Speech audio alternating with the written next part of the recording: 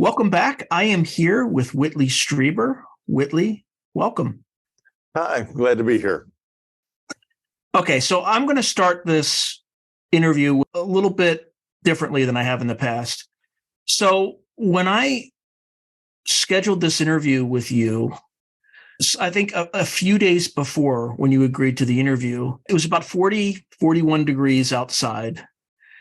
I usually go out at night, look up at the sky, see nothing except stars.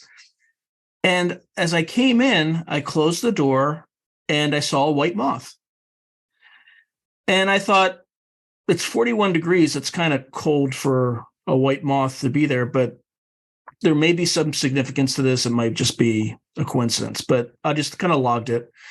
Then we subsequently scheduled an interview, and this was in February.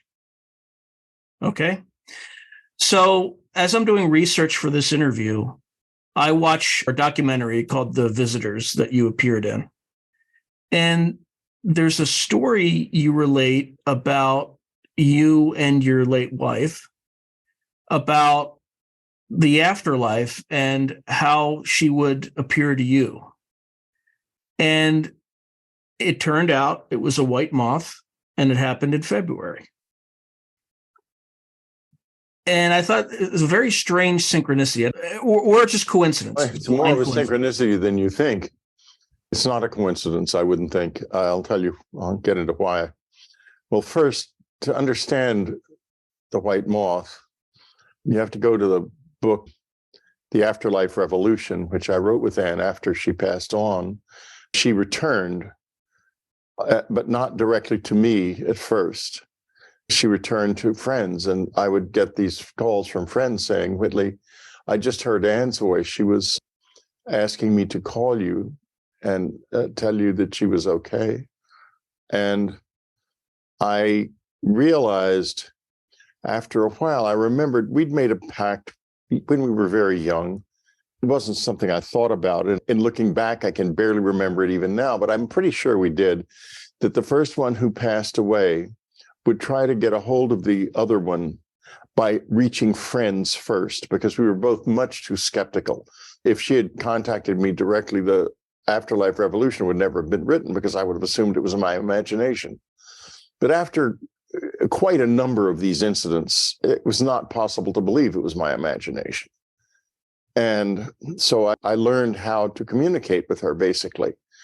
And it's nothing special. I guess they call it channeling. And it's not something I'm really very comfortable with doing, but I can do it with her. And we wrote this book, which is full of all kinds of wonderful and wisdom. She was a lovely, wise person in her life, and she, even more so in the afterlife. And she began to say things that were incredibly beautiful. And some have become like the bywords of my life, like the human species is too young to have beliefs. What we need are good questions. And enlightenment is what happens when there's nothing left of us but love.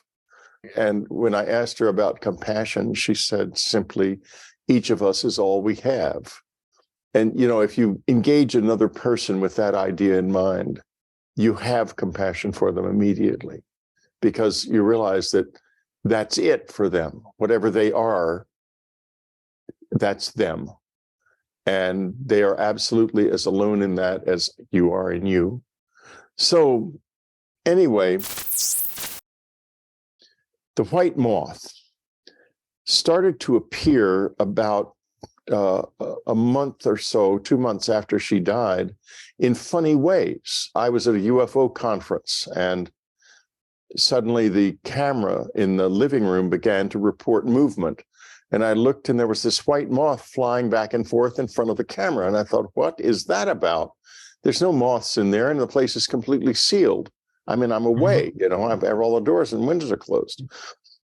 So a psychic at the conference says, it's not an ordinary white moth. I don't know what to tell you about it, but it's not an ordinary white moth, because it kept coming back and flying back and forth in front of the camera.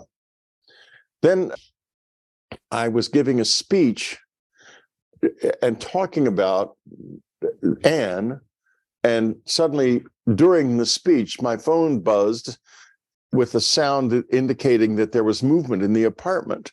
And, I was made to be giving a speech, but when you hear that and your apartment is locked and there's nobody there, you're going to stop and look. Right. So there was the White Moth again.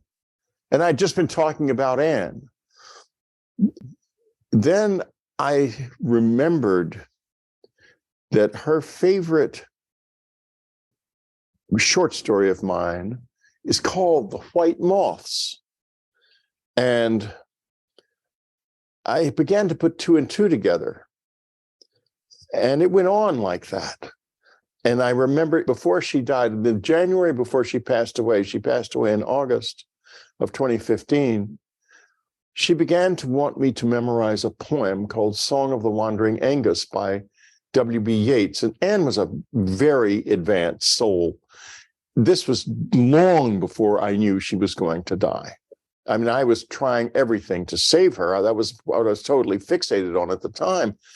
But she knew, and she was already preparing for her afterlife, because there's a line in the poem, some lines in the poem that go like this: when white moths were on the wing and the moth-like stars were flickering out. Anyway, that stanza is in there, and it alerted me to the fact that that's why I thought to myself, she wants me to memorize the poem. I memorized the poem finally. Then the white moth starts appearing. Then I remember this short story, The White Moths. The white moth is Anne. And so I started writing the book in that context. Then after the book was finished, I was invited to the Esalen Institute to do a talk about the book at a conference there. And while I was talking about the book, the white moth appeared in the conference room and started flying around. This was in February. And everybody applauded, of course, because it was such fun. And then Jeremy Vaney, who was a podcaster on our website on Unknown Country, Anne loved his podcast because he's very humorous and he's very skeptical, and she loved all of that stuff. She was not a believer, but she was very much of a good questioner. So she liked Jeremy's work.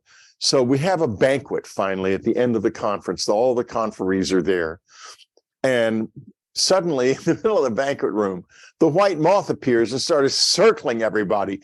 Big white moth in the middle of this conference room. And we all see it, and everybody's laughing and applauding. And the white moth proceeds to land on Jeremy Vaney's head.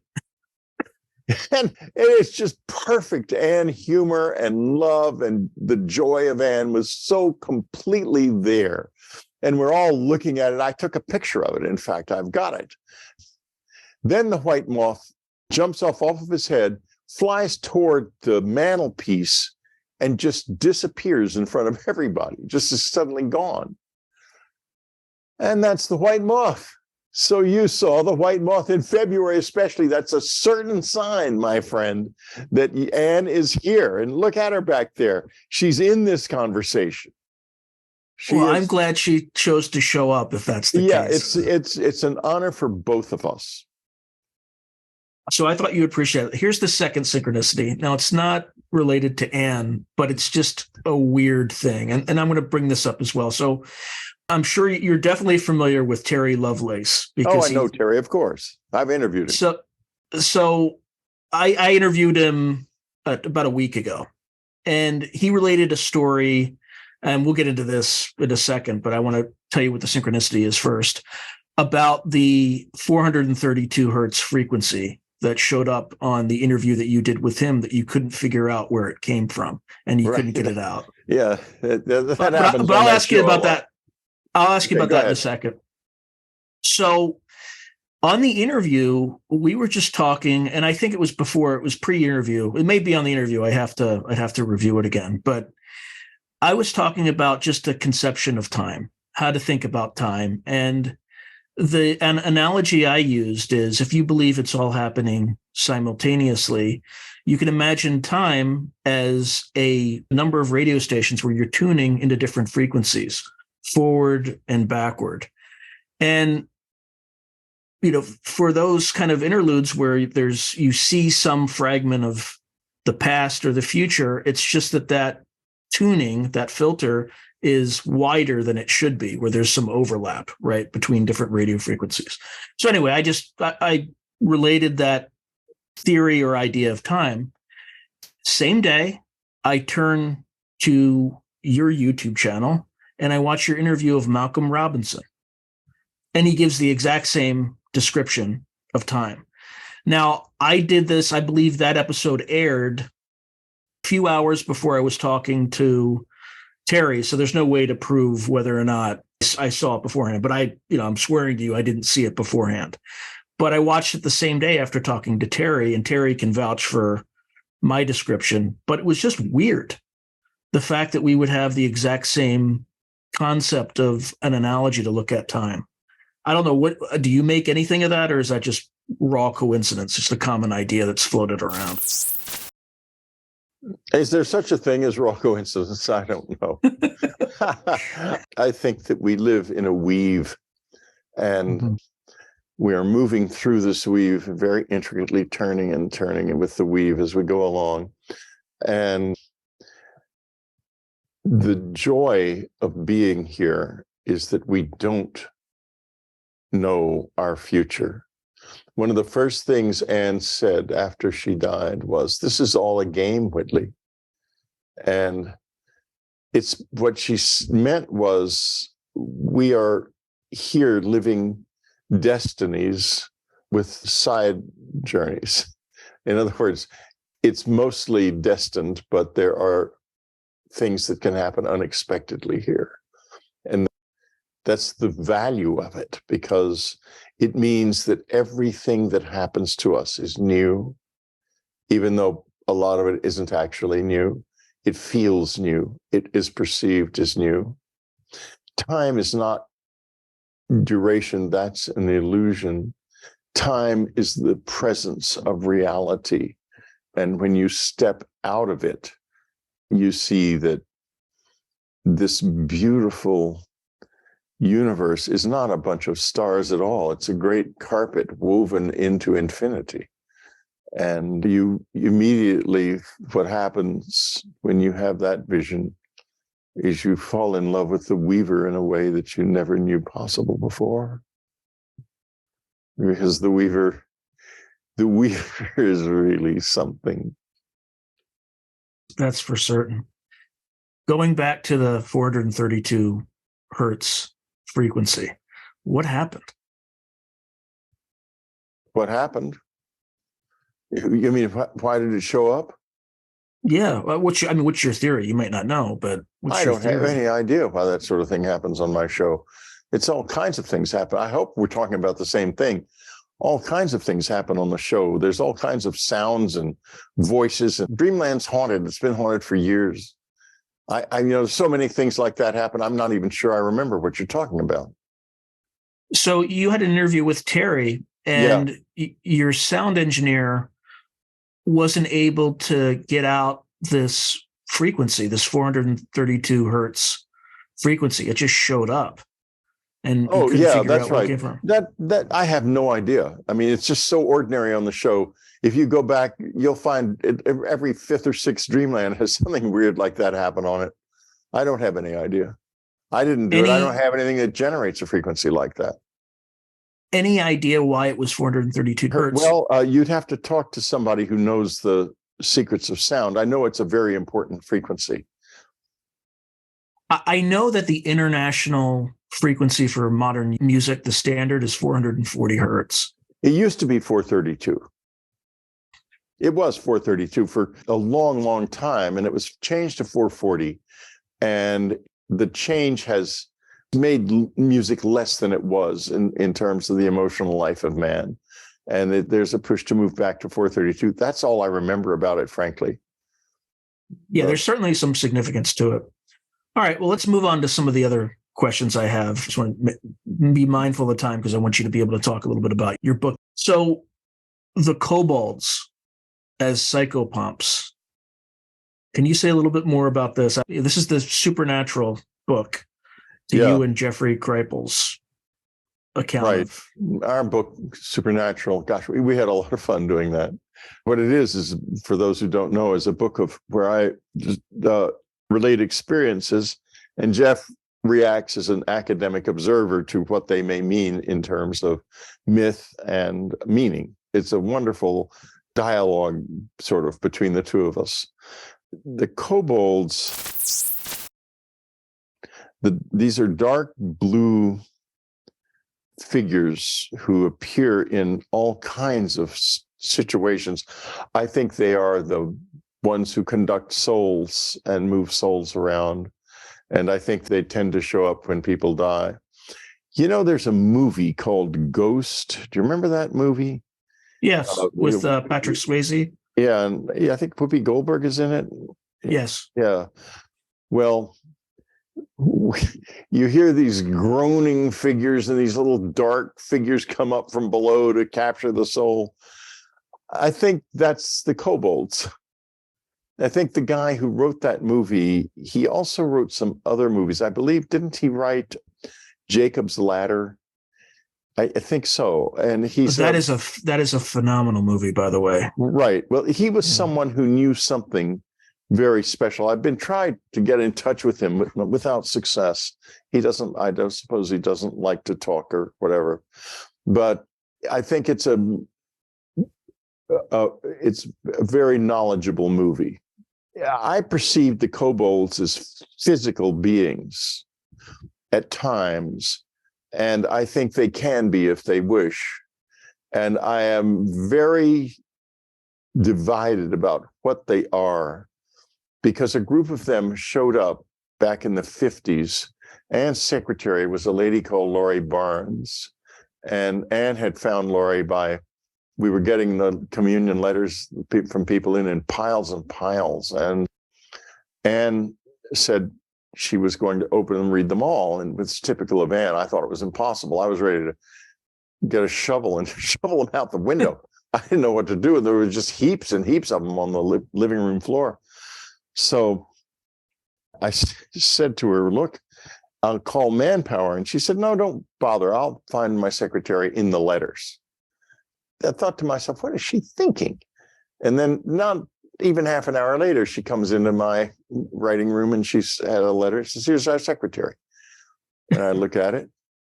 It says she's a singer and an actress. And I said, well, doesn't she's a secretary here. He said, she's a singer and an actress. Anne says, have you ever heard of her? I said, no. He said, look at her handwriting. That's a professional's handwriting. She's been trained in shorthand and penmanship. She's a secretary and she lives down the street. She came over and she was Anne's secretary for 15 years. And so, wow. Yeah, so she had this experience in the 50s. She's lying in bed about 11 o'clock at night. And you understand, this is the 50s. This is nothing like this in the world, in the news, anywhere. And suddenly she notices movement. She's alone in the house. She's pregnant, very pregnant with her first child. And alone in the house, her husband's out on a gig. He's a pianist. And she notices movement out of the corner of her eye. And she looks, and there are these dark blue figures, a line of them standing beside her bed. And it's kobolds. And of course, she's horrified. She cannot imagine what she's seeing. And so the first one in the line says, do not be afraid. We're not here for you. We're interested in the girl child you're carrying. Which, of course, in the 50s, you don't know if it's a girl or a boy. It turned out to be a girl. And she's a very nice woman and a very successful woman. I know her now. And I've interviewed her on Dreamland. Anyway, she recoils still. I mean, she's terrified. Yeah, I mean, you don't want to hear, we're not interested in you. We're interested in your unborn child. These monsters. And not only are they here, they're saying, we're not here for you. But people often do see them right after they can no longer communicate in any way with this level. They will see them at that moment.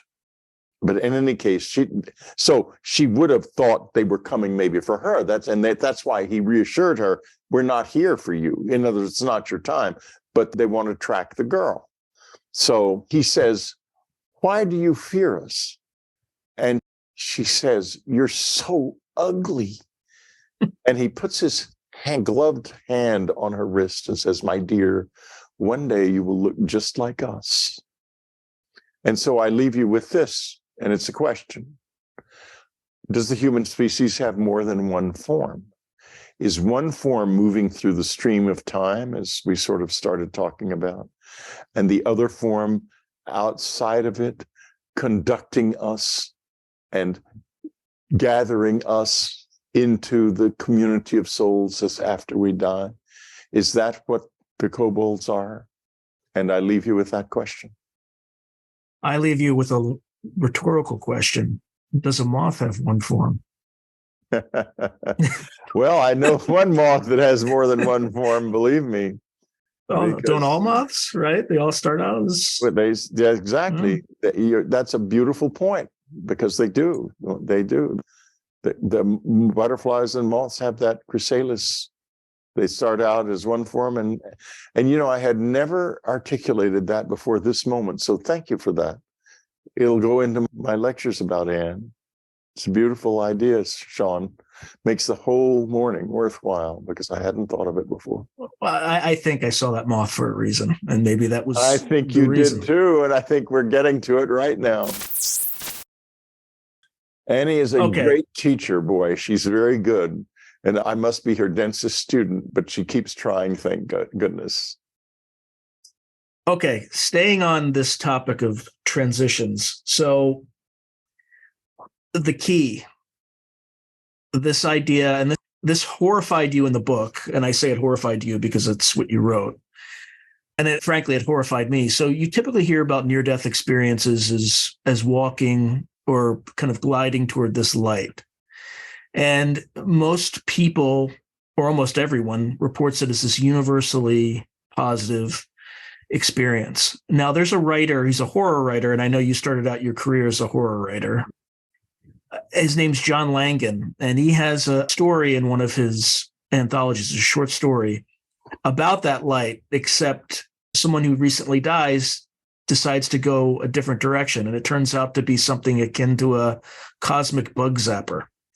So in the key, you mentioned something about, or the master of the key discussed something about soul machines and ways to trap souls to get them to operate these machines. And he didn't really seem very concerned about it, as concerned as you did. What do you make of that concept? Well, I don't want to say too much about it, except that if you get near, not all, but many UFOs, if you're physically near them, you find that they feel like living beings.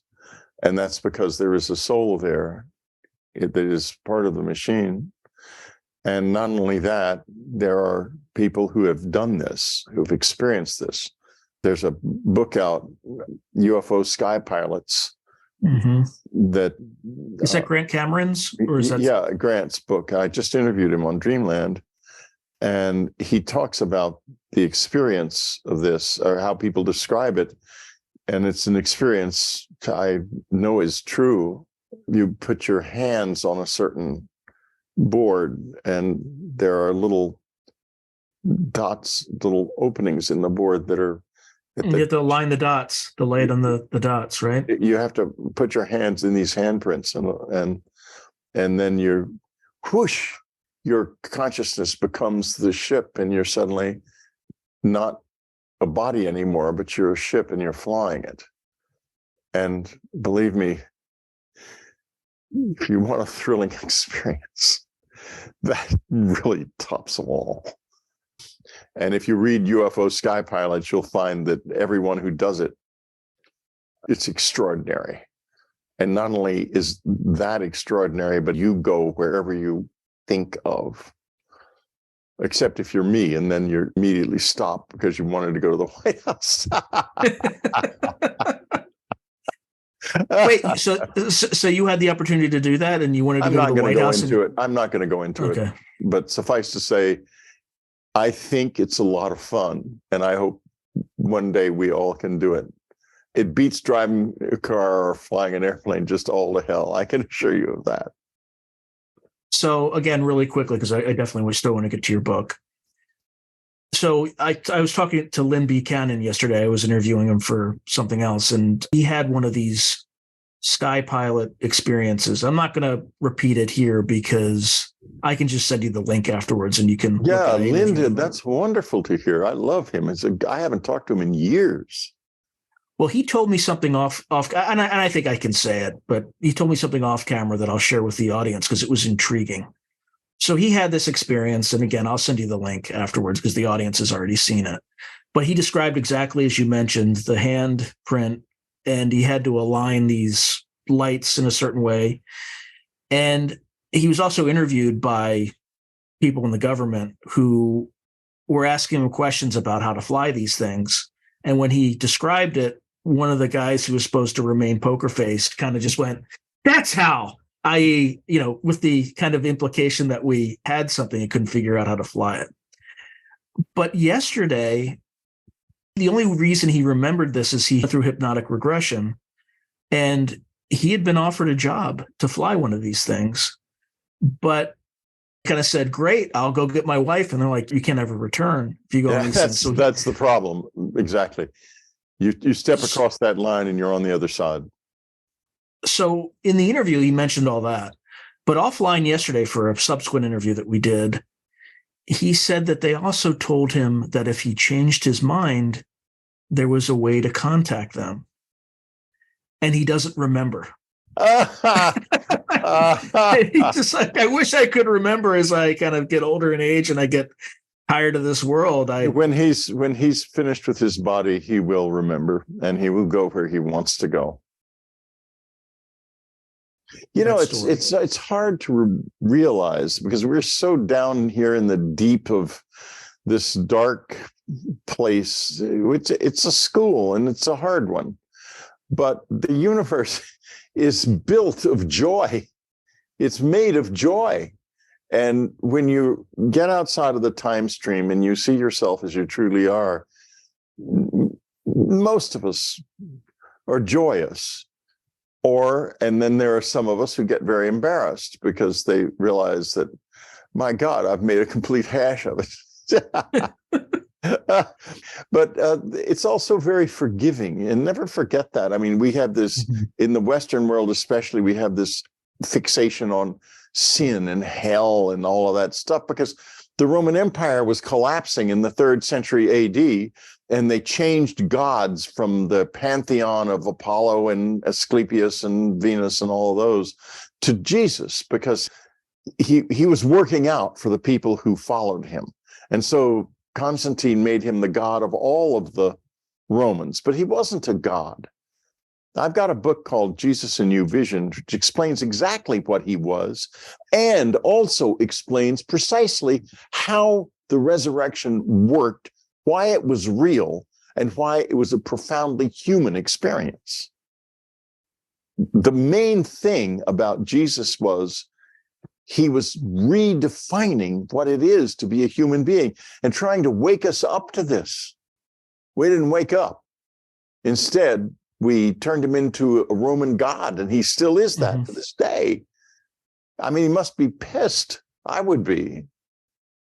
Well, I don't want to go on too much of a tangent, but you mentioned Constantine. And, as a good Catholic and a follower of history, you're familiar with the Battle of Milvian Bridge? Of course. And the shield in the sky? Was it really a shield, or the shield with the cross in the sky? Was it really a shield, or was it something else?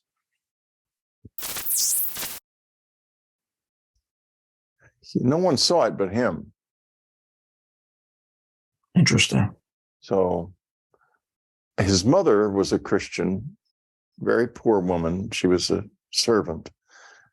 And he ended up in this extraordinary place. And at the First Council of Nicaea, he gathered them together to basically Christianize the Roman Empire because it was collapsing. It had been one plague after another and depopulation of many parts of it. And the Huns were moving west because of a drought in Central Asia. They were pushing the Magyars west, and the Magyars were pushing the Germans west into the Roman Empire. and the Roman Empire was in a terrible drought situation. They had no rain at all, and there was famines.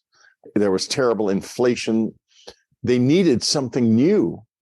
In those days, the state and the religion were the same thing. In other words, when you worship the gods, you were serving the state, serving the Roman Empire, serving Rome.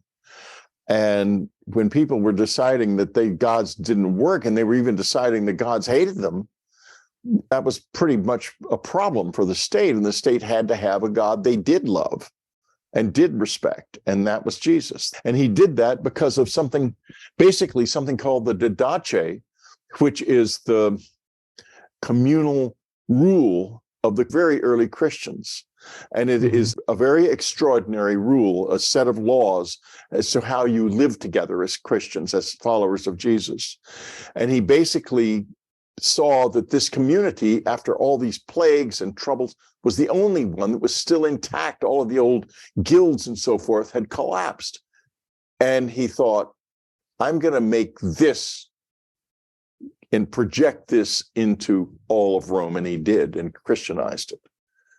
But he also buried Jesus, the teacher, in Jesus, the God. Mm-hmm. Is unfortunate.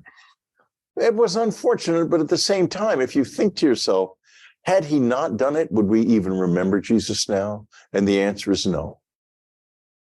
So he, like all of these great acts, it has a dark side and a light side. You can never say, oh, Constantine was evil, he did a terrible thing. Yeah, to some extent he did. But to some extent he did also a wonderful thing. There are not many people in history you can't say that about. Hitler would be one of the few that you can say, nope, there was no light side there. Yeah, you couldn't. You really couldn't. Now, I want to kind of change gears really quickly because it's just I'm curious about something. And I don't recall where I read this because I read it so many years ago. I probably read it when I was a preteen in Transformation. I think it's in Transformation. And there was an event where the visitors had you recount the history of the British Empire. Yes, I remember. Remind me what that, because I can't find my old Transformation book. I still have my communion book. That was an extraordinary embarrassment. When I was young, I was very impressed by the British Empire. And the reason is that my great-grandmother was an imperial. She was born in India. I mean, I should have understood a little bit more deeply when I was young that the reason they left India was they were burned out of their tea plantation and they moved back to London. And then her father, her aunt, was a famous actress called Mrs. Patrick Campbell, who was George Bernard Shaw's mistress, and she was very famous in England. And when they returned to London, she commented to someone, Augie, which is her sister, my great-grandmother's mother, has returned from India with her urchins. And so she was so insulted, the mother was so insulted, she demanded that the father take them to the ends of the earth. And he took them to Texas. And lost his life doing so, in fact. But the family, the women, ended up in San Antonio, Texas. They settled in Texas, and she had a big imperial passport and all of this stuff, and we were all very distressed about the slow dying of the British Empire. So when I was a boy, I thought the world of the British Empire. And I didn't understand colonialism, let me put it that way, but I do now. They did understand colonialism, and I had a dialogue with them that maybe we could make something where they would rule this world like the British Empire had. And so I ended up in this situation where I had to recite the entire history of the British Empire in detail, which I did have in my mind at the time. I don't anymore. And as I recited it, I also saw the truth of it. Mm-hmm. And it became incredibly embarrassing. And it was clear that that would not be the direction anyone's going in. That's what you're referring to.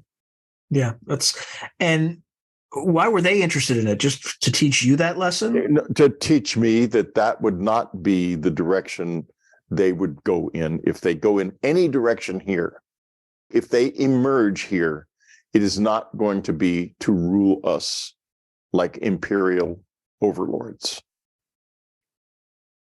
Well, first of all, do you think they're going to emerge? I have no idea. It's up to them.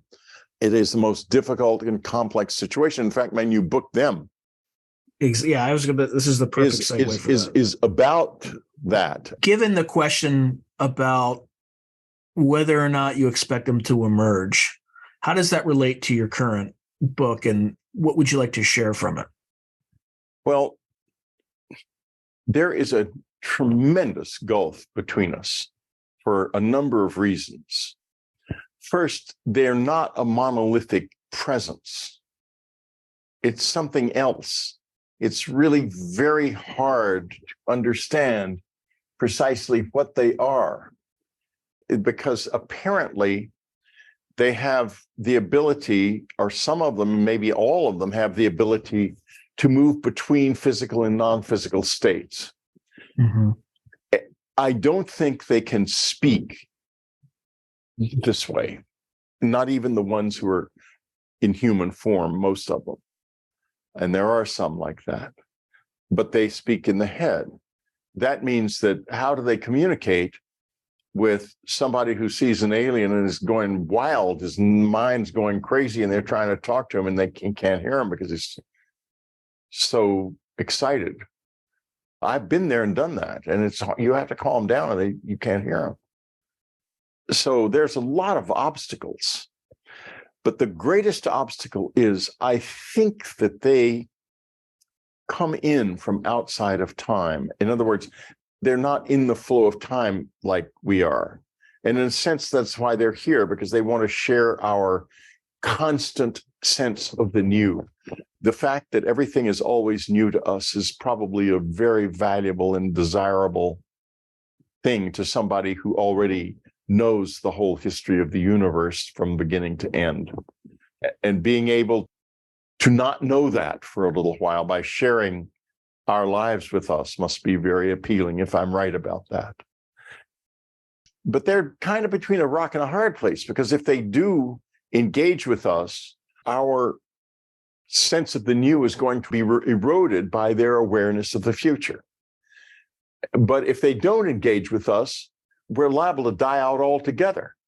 So they're really between a rock and a hard place, trying to figure out how to engage with us without ruining the reason that they're here, destroying their reason that they want. And Them is, in some respects, a book about how to walk that fine line. And it's got two parts. The first part is a group of letters from the communion letters that Anne saved, that thousands of them are now in an archive at Rice University, in the Archives of the Impossible there. And I took some of those letters and did a very deep analysis of them, that when we wrote the communion letters years ago, I was never capable. I was far behind where I am now in this and couldn't do this. But now this analysis does things like, a woman is given a name and told to remember this name, remember her name. And I understand now the name. They said the name was referred to things in ancient literature, and I found them all. And I found what the name meant. And I couldn't have done that in the past, because I didn't have enough knowledge and I didn't have enough understanding. And then the second part of it is about the military, and about the fact that we shouldn't really blame the government for the secrecy. We do that. Oh my God, they're keeping these secrets. How dare they? They were tricked into doing it. And I show in the book precisely how that was done, because the visitors did not want to emerge. They wanted to warn us about the environment and about the dangers of nuclear war without emerging. But I don't think the warning has been successful, and they're going to have to come closer. So I don't know what they will do, but they will do the absolute minimum they need to galvanize us to save ourselves. And if that ends up being so much that it destroys our value to them, they might just leave. So be aware of that. Let me read a couple of things from the book that'll enlighten you a Absolutely. little bit. Yeah. A huge undertaking is going on here.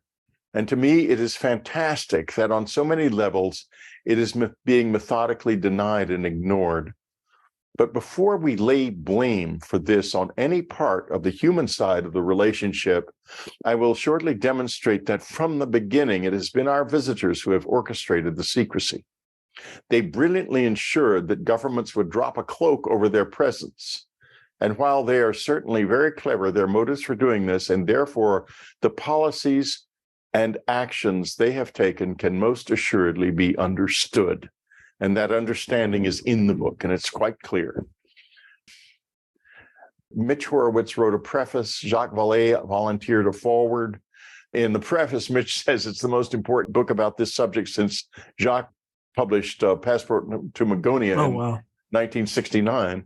And then Jacques obviously agreed because he proceeded to write a foreword. And Jeff Kripal wrote an afterword. A lot of people, Colm Kelleher wrote a nice blurb. Hal Puthoff wrote a blurb. Leslie Keane wrote a blurb. Jim Semivan wrote a blurb. John Alexander wrote a blurb. There are a whole bunch of people that wrote blurbs. So the book is reaching those people. And the people who really know what's going on are as close to really knowing what's going on as anybody. And here's another quote from the book, and we can sort of wind it up from this. Can we ever come to terms with all of this?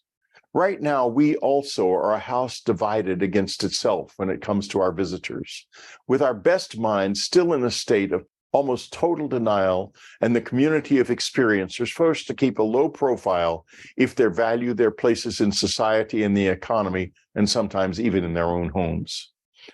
Our governmental leadership is caught in the bear trap of secrecy sprung on it by the visitors, and our intellectuals, frightened to their core to face the fact that they are not the most knowledgeable species on planet Earth, willingly embrace official denial as truth. We have to get past that. We have to somehow.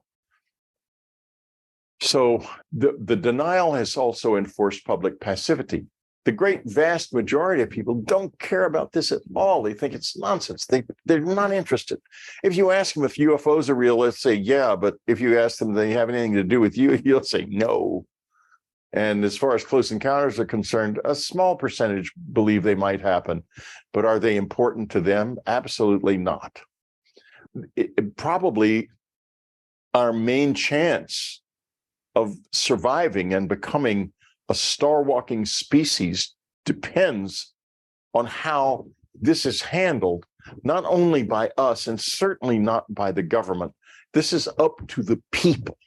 It's up to us and the visitors. And if you look around, you'll find people on the internet, like there's a guy in Texas who live streams UFO sightings every night in North San Antonio.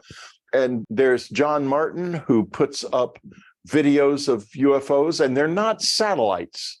They're definitely not satellites. Neither of these guys are stupid. They're not filming satellites. They're filming things that show up for them. And they're not drones.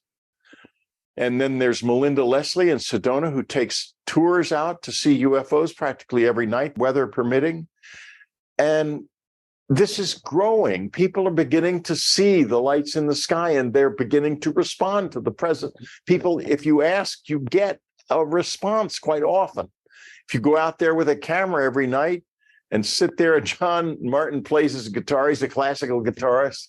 And he's such cool to listen to. Oh, beautiful. He's playing his guitar and say, oh, my friends, you're so beautiful. Thank you, thank you.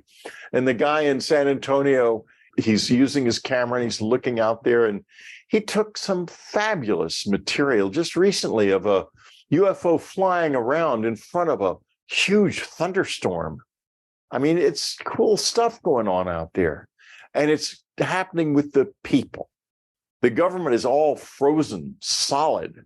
You've got some people in the Defense Department who want to say more, bring out more.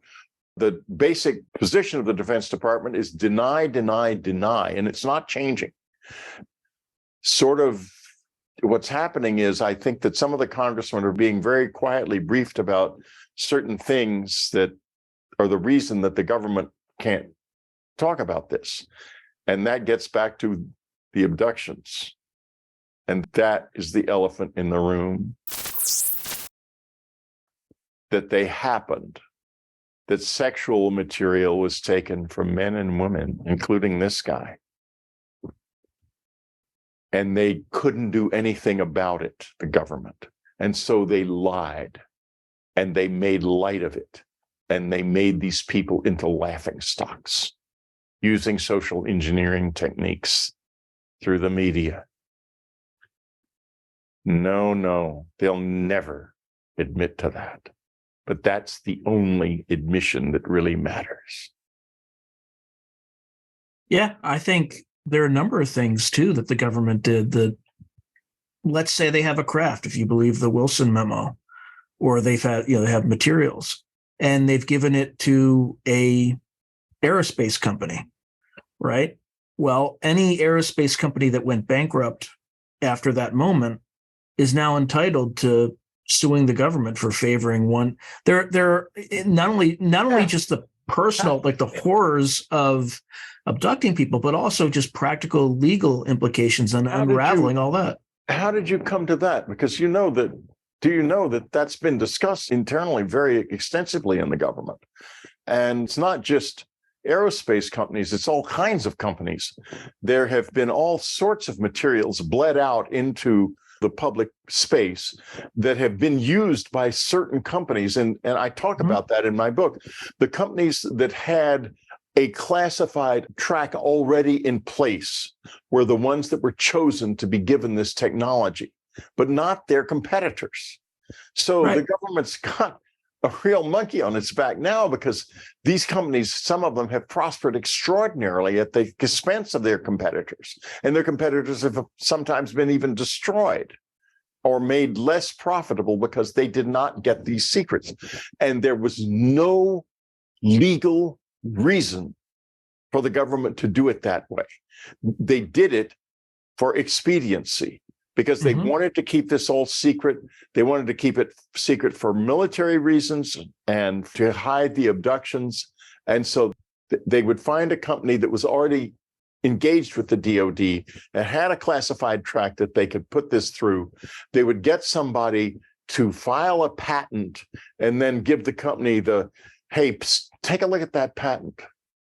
And the company would go, hey, this is really good. We can do this. They'd license the patent. The guy would get very rich, and the technology would go out into the world. That's the way it worked for years. Now they are in a situation where if they admit that they've been doing this, there's going to be a hell of a lot of lawsuits. There is going to be a big stink. And they know that. So they've got that, and they've got the abductions. Well, and there's also certain aspects of the abduction. So let's take the Terry Lovelace case as an example. And he shared with me his X-rays. One X-ray looks like a very exotic pedal-shaped device that is made of his own bone tissue, but it's clearly not natural. Something implanted it in him. But then he had a second implant that looked like an RFID chip that had two wires coming out of it. And to me, I have an undergraduate degree in electrical engineering. Like that's human. Like somebody or some agency had to have implanted that in him. And my guess is it's to either track him and or to monitor any signals that are coming off that other device, because it's in the same knee or, positions around the same knee. And then when he tried to get it removed in Mexico, several nights before the operation, someone had drilled two holes into both knees and had removed it. So that's not something an advanced civilization would do. Having been a former military officer, that's the kind of stupid stuff that somebody would do. Let's do both knees because we're not sure. That sort of thing. And there may even be cases where someone who is a whistleblower may have been silenced through assassination. How do you handle that? So, yeah, it's going to be a tough nut to crack. I don't think the government's ever going to come public with it. I think it would destroy this fabric of society if they came public with everything that's happened. My implant here was put in by people, two people. I saw them perfectly clearly. I just couldn't stop them. They weren't aliens. And there was someone in the backyard as well. There were a lot of people around at the time, the house. So, yeah, but these people are not, and this is what isn't understood, I don't think. They're not necessarily working for the government. They are using the Defense Department's resources, but that's not who they answer to. And that gets into the whole business of the interface between our government and the visitors, which is very complex and extensive, I would assume, and that is there to make sure that everything proceeds along the lines that the visitor want it to proceed. And it may not be in our best interests. I don't know. I couldn't say that. I couldn't say it's all in our best interests. And I think that, anyone who has to keep secrets might have more than one reason for doing so. I mean, they took sexual material. They took my semen.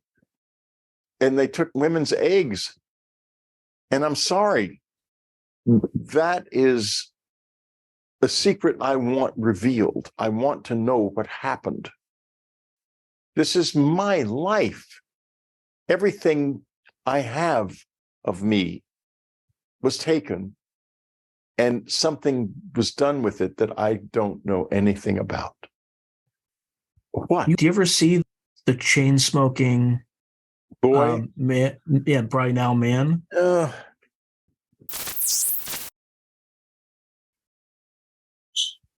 I just don't want to go into it. Suffice to say that that's a very big part of this that I'm not really ready to discuss yet. No, I'm not going to discuss that at all. Totally understand.